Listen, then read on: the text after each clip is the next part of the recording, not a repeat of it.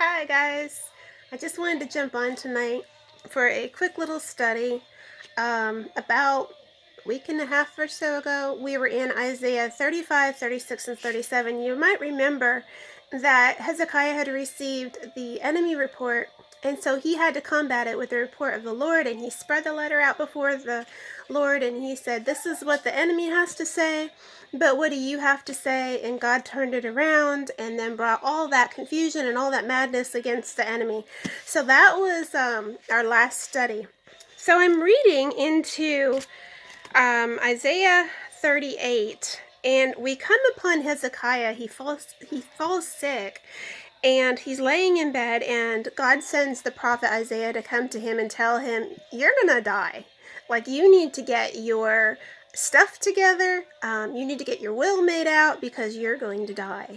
And so Hezekiah turns against the wall and he says, God, I have served you all my life.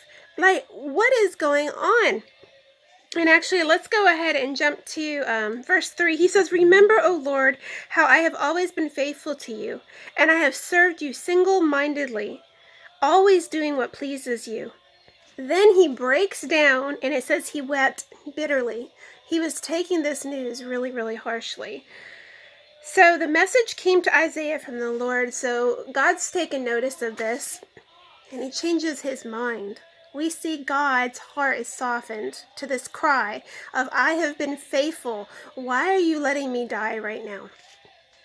So here's what he does. He goes to Isaiah, and the Lord said, go back to Hezekiah and tell him, this is verse 4. This is what the Lord, the God of your ancestor David says. I have heard your prayer, and I have seen your tears.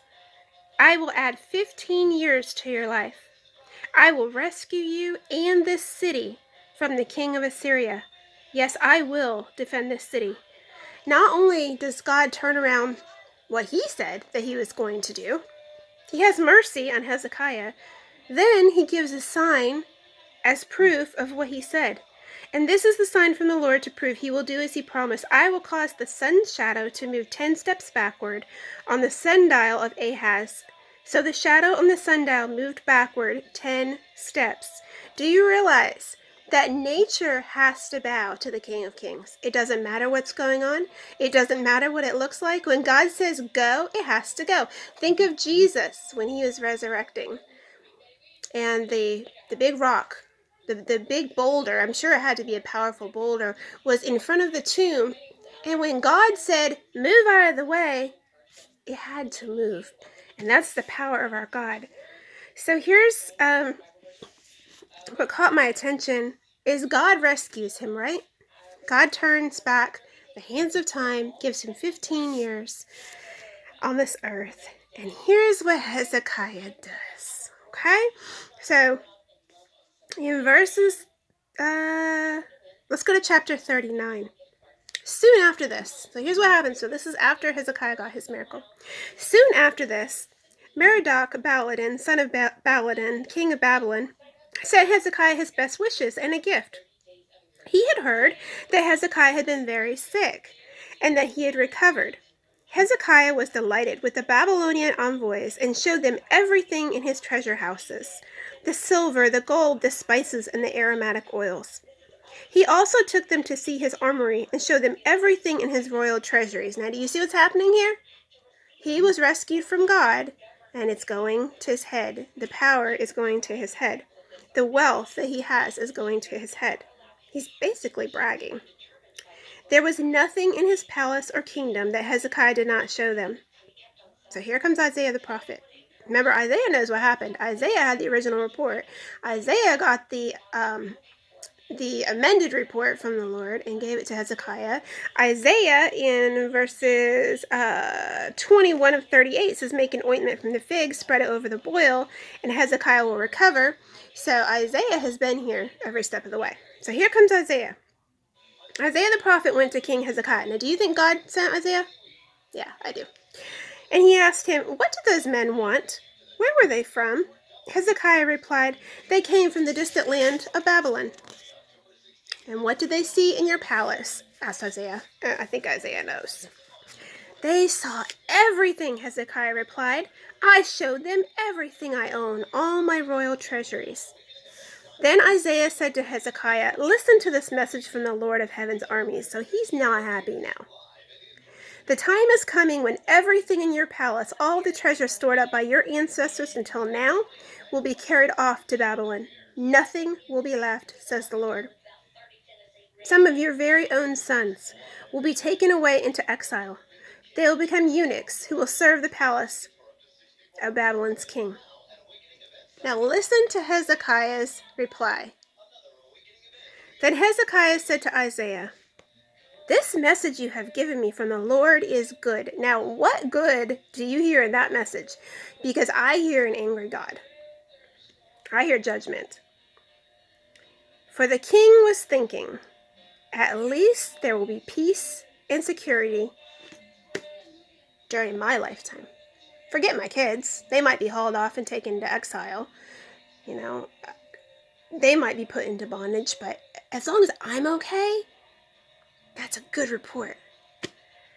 Boy, that was so convicting when I was reading that the other morning, because I think of our country and our nation, and we think short term, okay?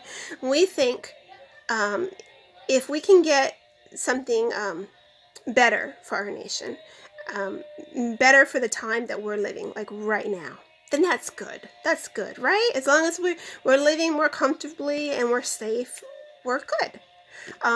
Things might be out of whack. There might still be abortion happening. There might still be kids that need rescued. But as long as it doesn't affect me and my family, we're good. But here's the problem with that. We have kids, and we have generations, and they will have kids, and that's another generation, and then they will have kids. So wouldn't we rather get in the fight?